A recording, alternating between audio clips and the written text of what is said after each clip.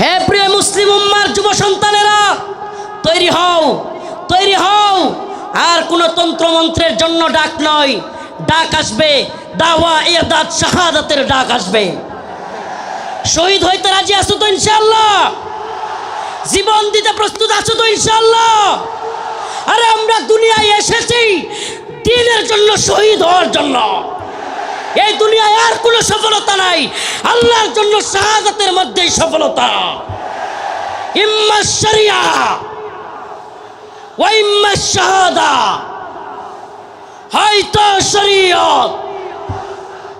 হে প্রিয় জাতি, হে প্রিয় মুসলিম উম্মাহ, তোমাদের এই জাগরণ প্রমাণ করে দিয়েছে 2024-এর 5ই আগস্ট প্রমাণ করে দিয়েছে যৌবন যার যুদ্ধে যাবার সময় তার।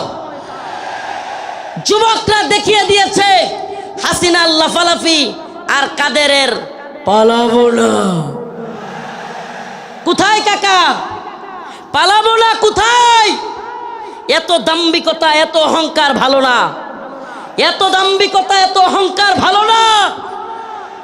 মনে রাখবা, ফেরাউন নমরুদি আল্লাহর কাছে কোনো টাইম ছিল না, আর উবাইদুল কাদের আর হাসিনা। আল্লাহ পাক তোমাদেরকে পরিণতি দেখিয়ে দিয়েছেন। মুসলিম উম্মার যুব সমাজদেরকে বলি, ও প্রিয় উম্মার যুবকেরা, তৈরি হও নির্যাতিত নিপীড়িত মুসলিম উম্মার পাশে দাঁড়াবার জন্য। তৈরি হও আল্লাহর নবীর বিরুদ্ধে যারা যাবে বাংলার জমিনে, তাদেরকে অবশ্যই ওয়াজিবুল কতল, আল্লাহর নবীর গালি দেওয়ার শাস্তি, মৃত্যুদণ্ড করতেই হবে। রাজি আছো তো ইনশাআল্লাহ?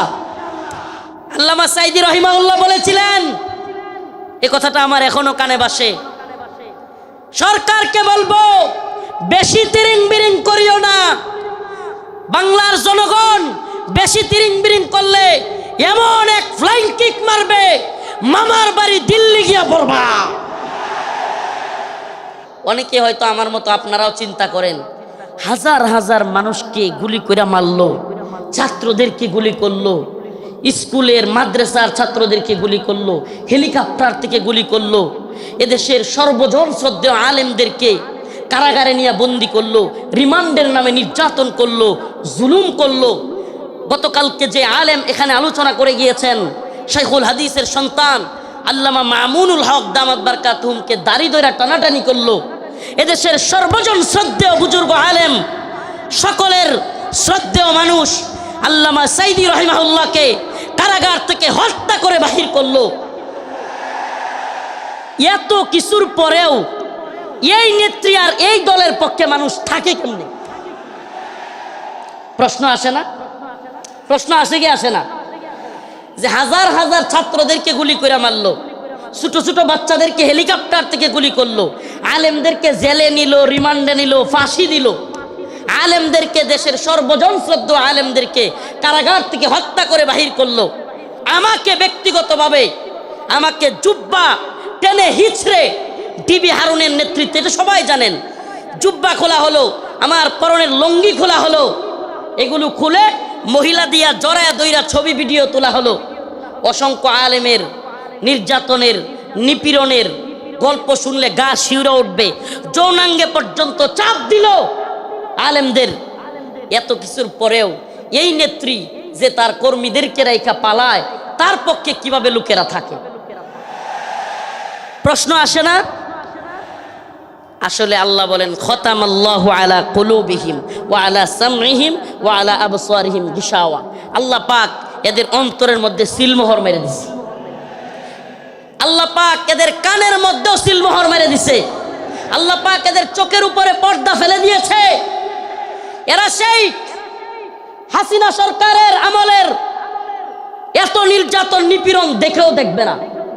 যেমন নির্লজ্জ বেহায়া তার নেত্রী, এমন নির্লজ্জ বেহায়া কর্মী। যেমন নির্লজ্জ বেহায়া তার নেত্রী, যে কিনা ছোট ছোট বাচ্চাদেরকে হত্যা করে, হেলিকপ্টার থেকে গুলি করে, এরপরেও বলে আমি কি অপরাধ করেছি। মানে কত বড় নির্লজ্জ হইলে এই কথা বলতে পারে? এরপরেও কি বলে, আমি কি অপরাধ করেছি। আপনি কোন অপরাধ করেন নাই? প্রশ্ন এটা হইতে পারে যে আপনি কোন অপরাধ করেন নাই, আমাকে এমন একটা অপরাধ দেখান। ও প্রিয় মুসলিম উম্মাহ, বাংলাদেশের বাইতুল মুকাররমে হেফাজতে ইসলামের আন্দোলনে হাসিনার পুলিশ বুট পয়রা জুতা পয়রা দেশের জাতীয় মসজিদে আলেমদেরকে গুলি করে নাই? এর চাইতে জঘন্য আর কি হইতে পারে? তা আপনি কোনটা করেন নাই বলেন? আমাদেরকে তাহাজ্জুদের আর এই কোরআন তিলাওয়াতের গল্প শোনায়া আপনি কোন আকামটা করেন নাই? প্রিয় মুসলিম উম্মাহ, যশোরবাসী, এই মেসেজ যশোরের মুসলমানদের জন্য নয়, এই মেসেজ আজকের এই আলোচনা আমার এই দেশবাসীর জন্য আমি রেখে যেতে চাই। আমি আমার কথাগুলো সকলের কানে পৌঁছে দিতে চাই। ও প্রিয় উম্মাহ, প্রিয় জাতি, আমরা চেয়েছি আমাদের অন্তর থেকে আমাদের ছাত্ররা, আমাদের শিক্ষকরা, আমাদের কলামিস্ট, বুদ্ধিজীবী, মুফতি, বক্তা, ছাত্র, সকল শ্রেণী পেশার মানুষ আমরা চেয়েছি আল্লাহ পাক হাসিনাকে এই ভূখণ্ড থেকে, আমাদের উপর থেকে, জুলুম থেকে বাঁচাক। আল্লাহ পাক আমাদেরকে বাঁচাইছেন কি বাঁচান নাই?